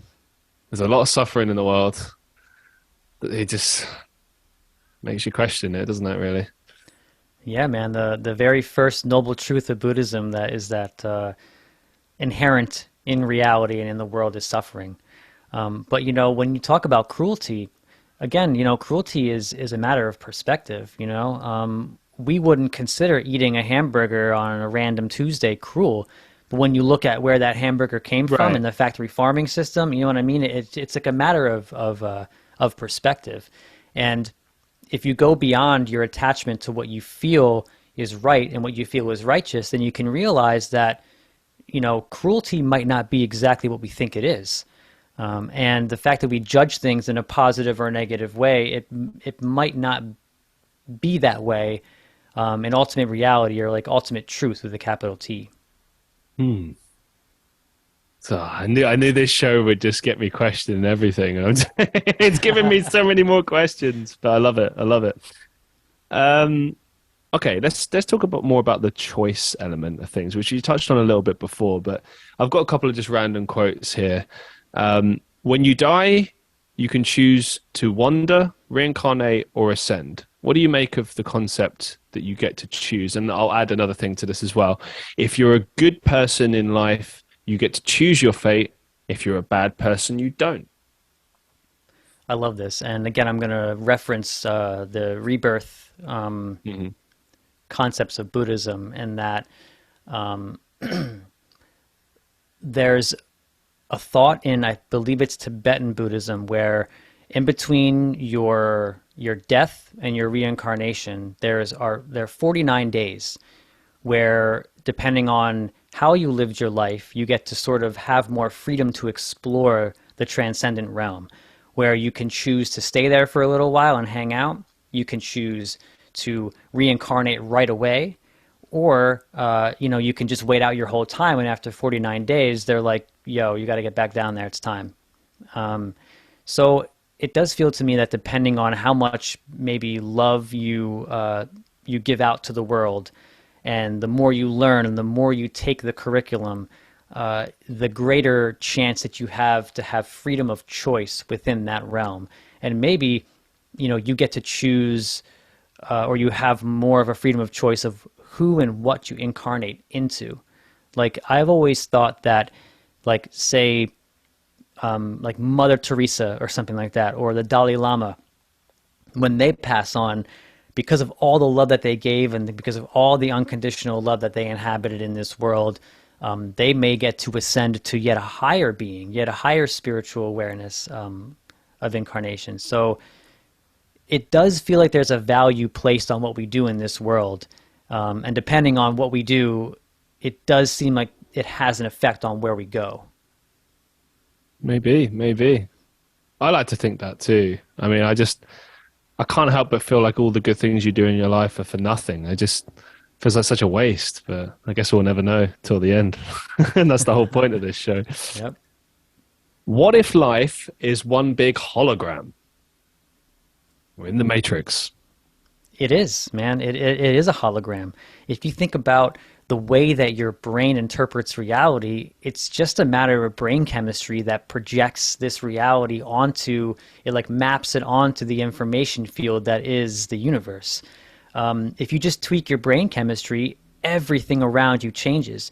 If you smoke DMT, which is actually endogenous in the human body, our body, along with all of plants and animals, it is all produced. We all produce DMT in our bodies, in our brains, and in our lungs especially.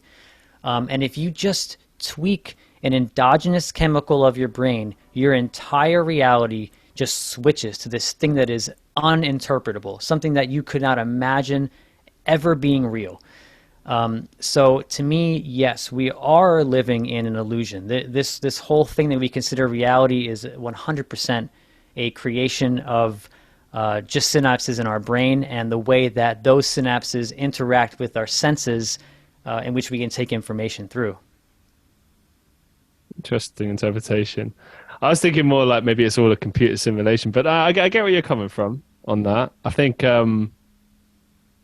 I certainly do agree with this idea that we're not seeing the full picture. I really do. I mean, especially when you consider, like take like when someone is born blind and you hear about the stories of like how their senses are heightened elsewhere and like, like, or even something like, I know it's fiction, but Daredevil, if you've ever seen the series Daredevil and how he's able to kind of see through, I mean, I know part of it's superhero stuff, but like a lot of it is to do with heightening his sense of hearing to an extent that he's able to interpret sound and kind of move in between it and see on that level. And it's kind of a fascinating idea. Like, well, maybe we are able to tune into things we didn't realize, other senses. One thing I like to talk about often is the intuition. I trust my gut and my intuition. And to be honest, a lot of the time it never faults me. The only time it ever faults me is sometimes I'm fearful and it's ill-placed. Anxiety, but I feel like that's more the brain survival techniques, survival tactics, whatever. But sometimes, it's right. Like, oh, I should avoid that person. There's something off about that person. And then that person then turns out to be really sinister or wrong. And, sometimes it's not always as obvious. Sometimes people are wearing a mask and you don't really find out till later. But yeah, I think there's something to be said for the intuition. There might be something there. I don't know. But what do you make of the intuition? Yeah, I feel like there's something there, and it reminds me of like synchronicity. Have you delved into the concept of synchronicity at all? Like an experience where it's like you're seeing something that is synchronistically impossible. Like, for instance, like I had, and these, like I had two different synchronicity experiences in the same day. They weren't outrageous, they weren't crazy, but they got me to think like, what is really happening here? Like, is the world connected to my consciousness in like a weird way that I can't understand? So I'll tell the quick story. So me and my fiance, we were at a diner that we like to go to quite a bit, and we were talking about, just randomly, there's this cavern that's near, it's about an hour away from where we live. It's called Crystal Cave, and you go there and you can take a tour of this cool cavern. And I was saying to her, like, it would be kind of cool to go to Crystal Cave. That'd be a neat thing to experience. And then I look to my right, and a person gets up from their seat to leave, and they have a Crystal Cave shirt on. And I'm like, okay, that's interesting. So then we continue our conversation, and I don't know how it happens, but it's it evolves to talking about lions and nature. And I was describing to her like what a pride is in like lion tribes, and like the pride is, it's essentially like the tribe of lions. And it almost felt like the universe was like laughing at me for not appreciating the synchronicity of the Crystal Cave shirt and thinking like, it's just a coincidence. And I looked behind me, and an entire like it was like a middle school baseball team. The entire team walked in to the restaurant, and every single one of them on their shirt said the word pride. Like it was their team name, it was called Pride. And I was like, no fucking way. Like, come on. And it gave me this weird feeling where like the hairs on the back of my neck stood up, and I was like, what is going on here? That's just strange. And you see number synchronicities and stuff all the time. And it just makes me believe that there's a connection that we're not quite getting. And if you look into the work of Carl Jung, he would suggest that synchronicities are like, if you're able to sort of like sit with them and identify them and recognize them, they will guide you down a path, like an unconscious path that's similar to like the path of spirituality, how we were talking about with Pascal. If you live your life in a way where you're identifying synchronicities, you'll inevitably sort of be led down like a path of progress, or a path toward like your spiritual being or something like that. Yeah, this is kind of goes back to what I was talking about before, this idea of stepping outside of your, physical, whatever, individual life, this life we've created for ourselves, and then allowing yourself to step in that spiritual realm, the life that doesn't quite doesn't quite make sense and has different rules. I think that's the key in all of this. We understand the rules in this little civilization we've created for ourselves, because it's like, you're born, you get a job, you pay your money, and then that's it, pretty much. You kind of, you choose how you want to navigate that, but that's kind of the crux of it, if you really break it down to its bare bones. But the rules are like totally different with the spiritual life. It's like you're stepping out into the unknown. Like, you don't know what's coming out there. And it feels weird. It feels like, I hear sometimes people talk about this idea of, if they're psychic, like inviting the spirit realm into their world, and like once it's open, you can't shut it off. And like that terrifies me, the idea of that. I wouldn't be able to cope with that, like hearing shit all the time. Like sometimes I hear it. So I remember one time I had a dream. This was in the last place that I lived, which I'm convinced was haunted. It wasn't like obviously haunted, but like, every once in a while you saying out the corner of your eye. But I remember one time I was waking up, but I was in that kind of drowsy state. I wasn't really sure if I was awake or not. I was kind of like half awake. And I just heard like a woman's name calling my voice. At first it was like, Chris. And then it just went, Chris, like really loud. And then I wake up and I'm like, who was that? But it felt like a familiar voice. It kind of threw me off for a while. And I was like, that feeling was different, because it's one thing if it's just like like a nightmare or a dream, but the difference. You can feel that there's a difference. I can't explain it, and I've said that like a million times on this show, but like you can't explain it. It's just there. It feels different, and maybe that's something. I don't know. But talking about somethings and nothings and everything in between, Josh, what if we die and there's nothing? So possible. Very, very possible. If we die and there's nothing, well, so be it, Back to Pascal. If you live your life in a way where you believe there's something after it, then you will have made the best of the life that you've had. And to me, that's the most important part, because your spirituality and what you believe happens after death and all this stuff, it's only as useful as you make it in your everyday waking experience of life. Beautifully put. I'm going to move the show on now. So we've got content coming up from Vilma. Shout out to Vilma. She's brilliant. Thank you so much for all your help with the show. And especially with these episodes, she really went the distance with this, and I cannot express how grateful I am. So thank you so much. The first thing I wanted to share was as she put it, a death story, which when I first read it, I was like, what? Like, but I'll just read it out and let's break this down. Let's see what we both think about this.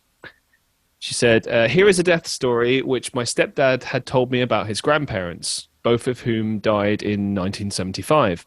I wasn't sure whether I should send this to you because I don't know if it fits in with the life after death episode. Well, it made the cut, so there you go.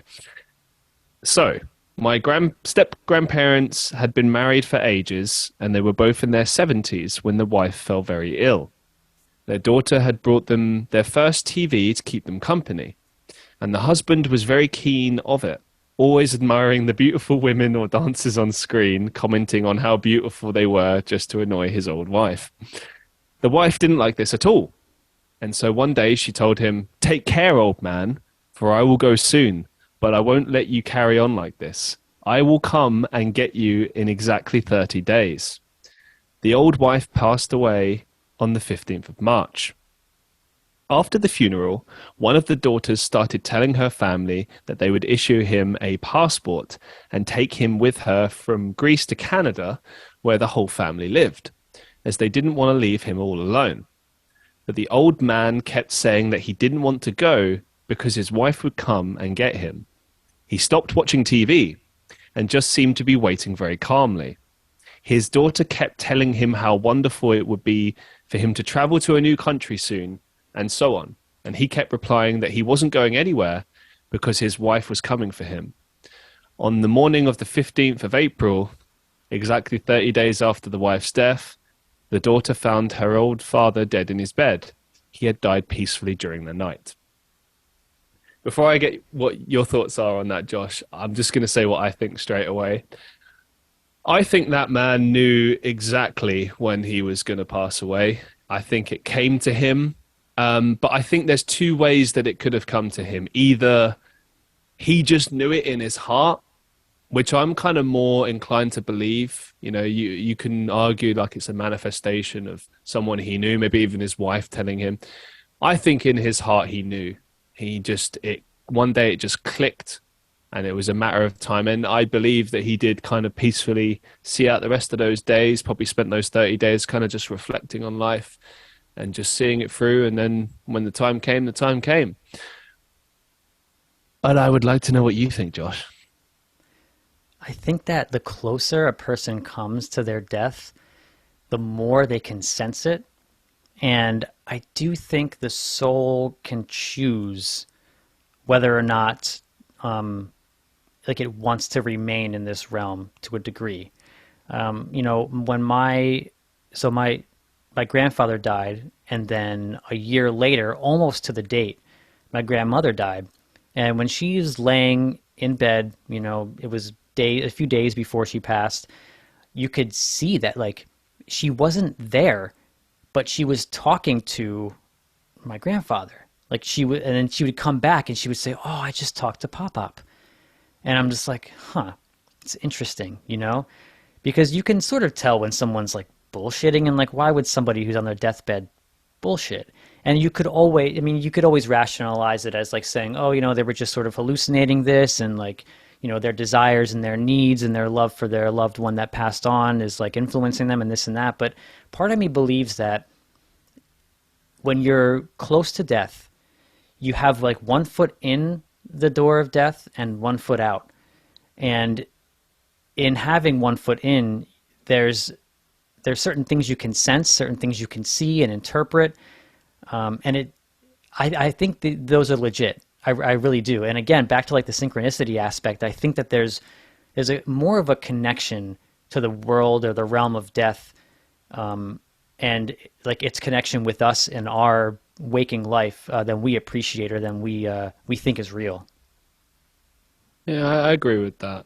I think it kind of goes back to what we were talking about earlier on the state of the soul of that person. If they're ready to go, they're ready to go. It's been accepted, and it's just a matter of time.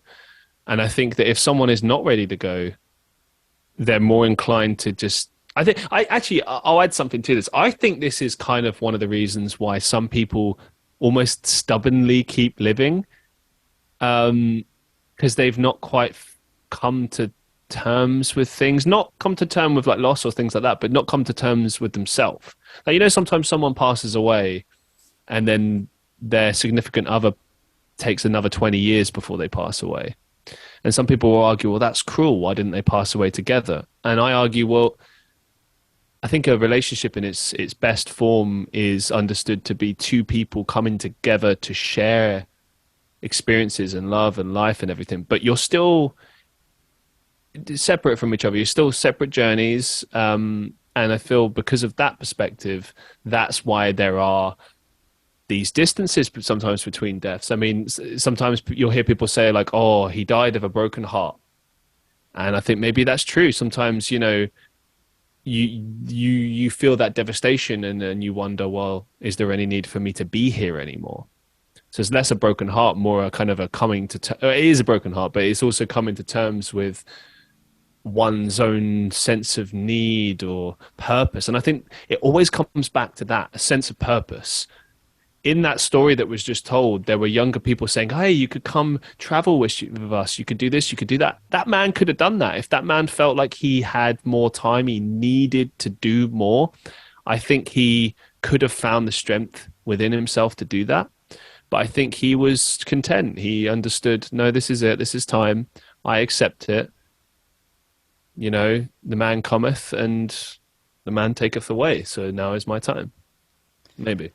Yeah, and I mean, if you look at, as we were talking about earlier, you know, his life's work, his karma may have been directly related to his wife's, and they completed it together. You know, if you consider like a soul group or a soul family, you know, it's very possible that, you know, they traverse both the physical and the non-physical realms together. Absolutely. I'm going to jump through some questions that Vilma has sent us. I will try to skip any that we've already kind of spoken about. So let me just go through the first one we've already explored. Let's see. If there's no judgment in the afterlife, why should we be good and fair in this lifetime and not just take and do whatever we want without thinking of the consequences? I spoke about this a little bit earlier. So did you. But let's get our initial thoughts on that. For me, it's just, it's a matter of perspective, and this life it's to learn. And whether or not you do good or bad, you know, it's again, it's all about the curriculum, you know. And when you do pass on whatever good or bad you did, you're going to learn from it. And if you are incarnated into a new biological form, then that's going to depend on what you did. But yeah, I really do think it's all about learning and growth. And also the fact that we have such an attachment to the good and we have such an aversion to the bad, I think is sort of misplaced, because in order to give context to the good, you have to have the bad. So the people who are doing bad and committing evil, they're filling their role. And their role, among other things, including their own karma, is to give context to the good. Yeah, there could be something to that. I will speak to the point about why shouldn't we just go around and just do whatever the hell we want. I think it comes down to that inner feeling. Like I mentioned before that I'm not religious. I'm obviously familiar with the sense of morality, but then morality was something that was taught to me. But then again, sometimes you look at children who are barely like a few years old and they understand morality and what's right almost instantaneously, like it's a natural thing. And that makes me think that maybe it is. Maybe it has to do with something higher than ourselves. And perhaps that is why we should live a life doing what's right and thinking of the consequences if we don't. And just to speak briefly to karma, you know, because we kind of explored it earlier, but we didn't explore this element to it. I think personally, karma works in different ways. I don't think it's just one thing. I think that sometimes karma can be instant and it's kind of funny because it's just like straight away. I think sometimes it can be years in the making, but sometimes I feel like maybe what's truest is the fact that we're kind of like disconnected from each other. So when you see someone who has wronged you doing well, and you're like, where is their karma for what they did to me? Maybe it's coming. It's just not coming when you think it's right for them. Maybe it's coming, who knows, at the end of their life, in the next 5 minutes, in their next life. Who knows? It could just be coming at a different time. And it might not always be fair, but there's a lot in life that isn't fair, and it's frustrating, but it's something to think about, and we've had a lot to think about here. I'm just going to run through some more of these. Michael Armstrong, a TikTok creator, had multiple videos about mind-bending things that children have said about past lives and life after death.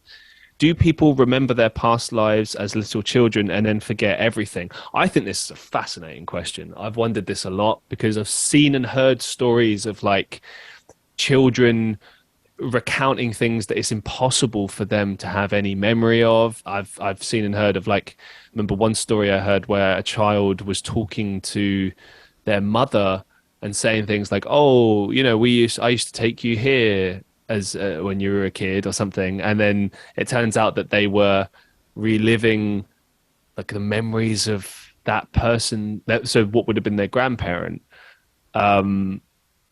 And you could argue, well, maybe they've reincarnated as them. Maybe we have the memories of our ancestors. That could be a concept. What do you make of that, Josh? Man, it's so fascinating. There's actually a lot of really credible research that's being done in this field. Like, they're researching children who are claiming to have past lives and have memories of their past lives, and they're actually finding that a high percentage of these children are describing true stories and true stories about real people, like an alarmingly high percentage. I think the man's name was Ian Stevenson. I think he has since passed away, but his protege, Jim something or the other, I forget his name, has continued this research. And they're finding very peculiar connections between when they actually do dig up the background of the person who the child is claiming to have been. Very, very eerie similarities. So I tend to believe that there's something to this. Damn. Speaking of things that are going to give us uneasy feelings, is deja vu evidence of previous lifetimes? And I'm going to add to this as well, I put this in brackets, or dreams, dreaming the future. This is something that I've done. I've spoken about this in previous shows. I get deja vu quite a lot, but what I get more commonly is this, and I don't know if this is like reverse deja vu, but there's been times in my life where I've dreamt something that has happened 10, 15 years later. But because I dreamt it before it happened, I dreamt it out of context. So I didn't know what I was dreaming. Now, later in life, I kind of look at it differently, and I sort of think back to what we were talking about before with the idea of time and how it's not linear. It makes me think that maybe deja vu is like a distortion in time. It's kind of throwing an idea to you like, hey, here's a thing that happened or is going to happen or could happen, all of the above, you know? That's exactly what came to my mind, is the linearity, if that's a word, of time. And if time isn't linear in the way that we measure it, and our minds and our consciousness have the ability to sort of experience different like parts of time all at once, then yeah, I could definitely see that happening. I'd never actually had a dream myself that has come to fruition, but like my brother one time, and this was a very peculiar dream that he had too. He had a dream that our father crashed our like family van into the fence at our house. Very random dream, things that you would not experience or think would actually happen. And like a week later, it happened. Like, just so odd, and it's like, you could try to say like, oh, but science says, but I mean, how do you explain that? I'll add to that as well. Premonitions. Yeah. People like dreaming of events before they happen, major world disasters, and not just humans as well, animals. I remember seeing some footage on Reddit of the birds in Turkey prior to the earthquake actually happening. They were circling around and acting very erratic in a very odd way that they don't normally act. And yeah, people will argue, oh well, they sense something. They sense something is different. But then how can they sense that the earth is going to like move in such a way? Can they feel it? I suppose you could argue they can feel the vibrations coming, maybe, but sometimes people can have premonitions as weeks before something happens, days before something happens, where scientifically there's no kind of indicator or thing that could kind of give away what's about to happen. Yeah, it's so intriguing, and I don't think the avenues of science give you the answers to, again, like a lot of these spiritual concepts. Do angels exist? Wow, that's an interesting question. I guess it depends on what you mean by angel. If Before you continue, I'm just going Mhm. to add one thing into this. Because when I ask you that question, we both kind of sit here and probably the first thing that comes to mind is, oh, a lovely, warm, friendly being coming down to us, give us a nice experience. There was a show that I saw a few years back, I think on Netflix. I can't for the life of me remember the name. It's basically in some small village somewhere that these characters have to get a boat to or something from the mainland. It's going to drive me nuts. I know people in the comments will know exactly what this is, and it drives me nuts because I spoke about it years ago. Basically, what happens, I'm going to ruin it. This priest comes back to this island, and he'd been away in like Italy, or no, Jerusalem, I think he was, and he'd come back, but he was an older man then. He comes back sort of new, reborn. He's like basically his younger self, and that's impossible, right? But he says he's someone else. And he has this large box with him, a huge, massive, dodgy looking box. Later on, it transpires that in this box, he has some sort of creature.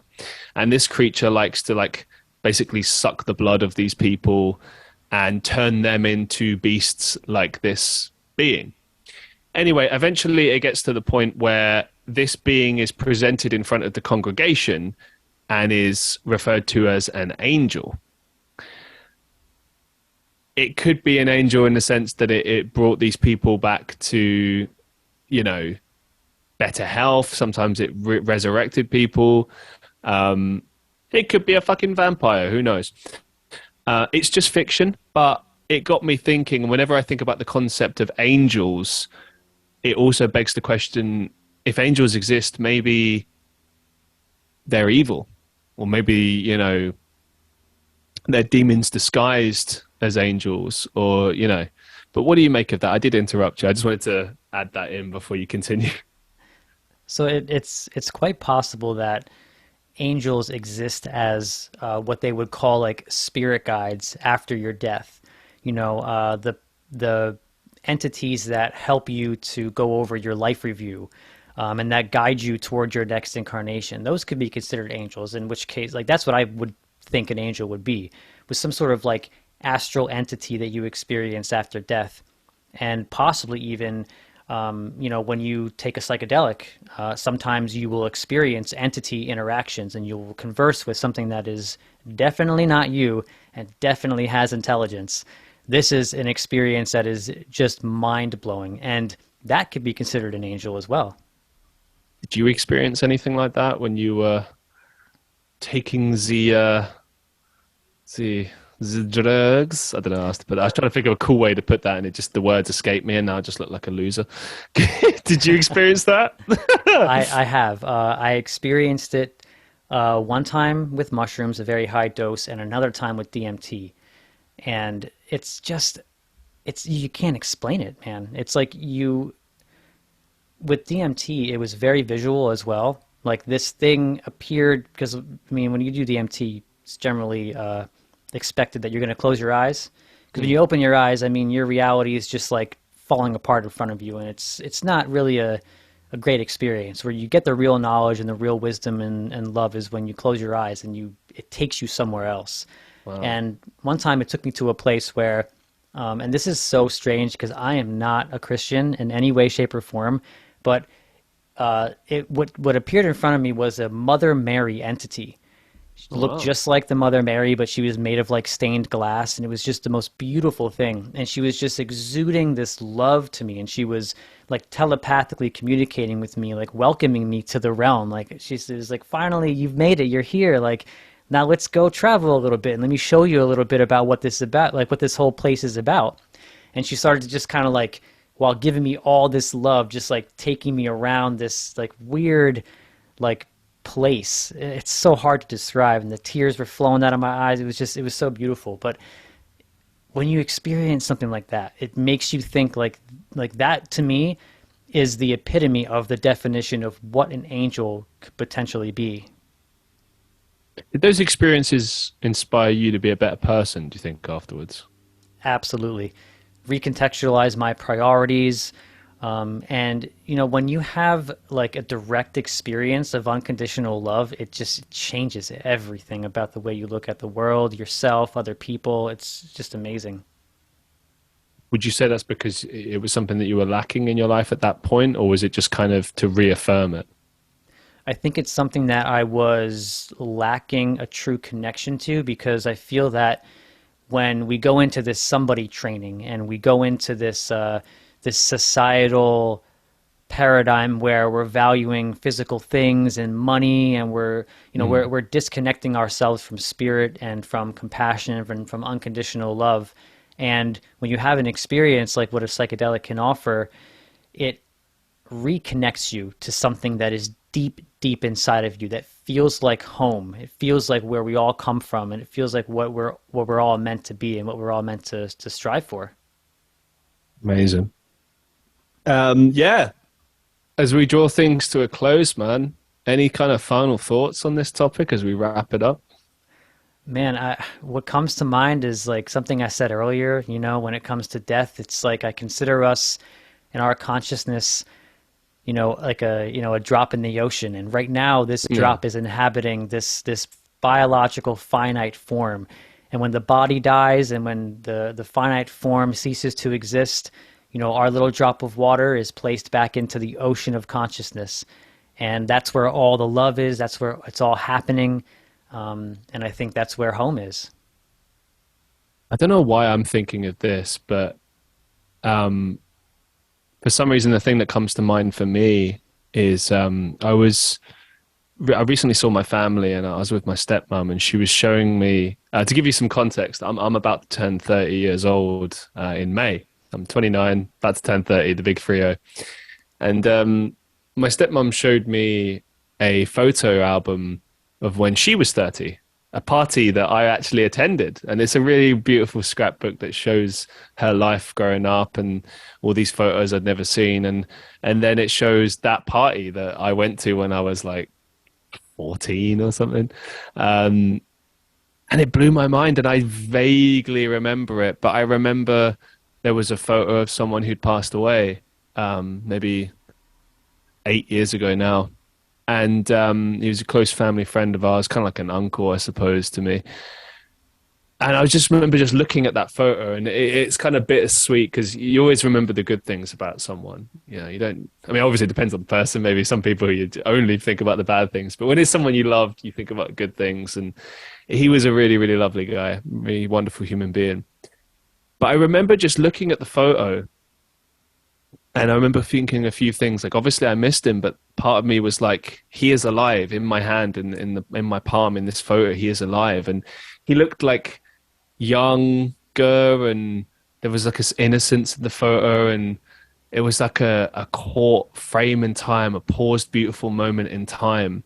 For him, it was probably just a quick snapshot, like, hey, just stand here quickly, I'll take this photo, move on, you know.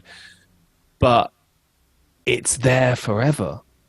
And you know, there's this expression that um you die twice. First, you die in this realm, and then you die once the last person says your name, or you know, your memory dies. And some people live forever because their memories and legacies are forever discussed, and some people die the minute they die, you know, because they're never spoken about again. And it just that is the kind of cruelness that I sometimes see in life. Like I think about people that passed away only a few years ago, and now no one talks about them, and it's bittersweet, but it's also part of life because you have to carry on. You can't sit and yeah, you should think about your loved ones, the ones that passed, and celebrate them as much as possible and remember the good times. But you have to keep going. That's the weird brutality of it all, is that we're forced to do that. And whenever I think about death and life after death, it's like many things in life, I get this like feeling of like kind of a bittersweet feeling.